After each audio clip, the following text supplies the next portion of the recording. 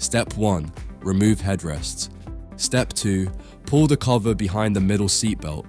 Step 3. Tuck all the plastic housing into the holes. Step 4.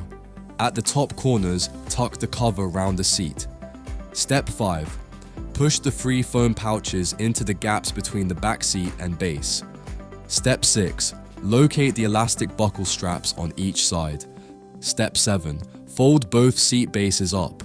Take the elastic straps on each side, pass them underneath and behind the backrest, then clip them together.